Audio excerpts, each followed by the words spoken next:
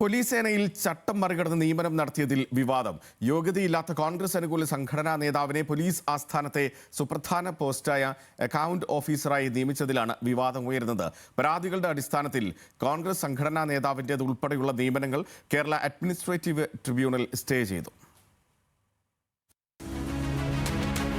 Police വകുപ്പിലെ കോടിക്കണക്കിന് രൂപയുടെ സാമ്പത്തിക ഇടപാടുകളുടെ ചുമതല നിർവഹിക്കേണ്ട സുപ്രധാന പദവിയാണ് പോലീസ് ആസ്ഥാനത്തെ അക്കൗണ്ട് ഓഫീസർ. PSC നടത്തുന്ന വകുപ്പ് തല പരീക്ഷയായ അക്കൗണ്ട് ടെസ്റ്റ് ഹയർ പാസ്സായവരെ മാത്രമേ ഈ ചുമതലയിൽ നിയമിക്കാൻ പാടുള്ളൂ.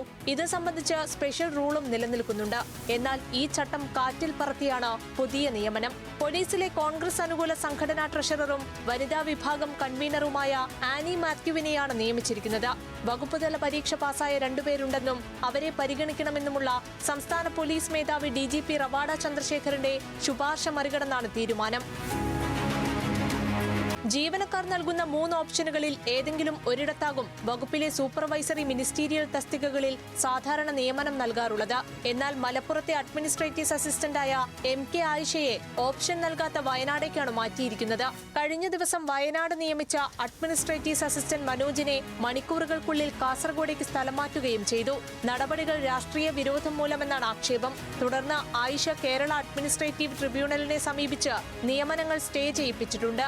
ഭരണം മാറിയതിനു പിന്നാലെ പോലീസ് സേനയിൽ നടക്കുന്ന സ്ഥലമാറ്റങ്ങൾക്കെതിരെ വ്യാപക പരാതികൾ ഉയരുന്നതിനിടെയാണ് മിനിസ്റ്റീരിയൽ വിഭാഗത്തിലും നിയമന വിവാദമുണ്ടായിരിക്കുന്നത്. ന്യൂസ് മലയാളം, തിരുവനന്തപുരം.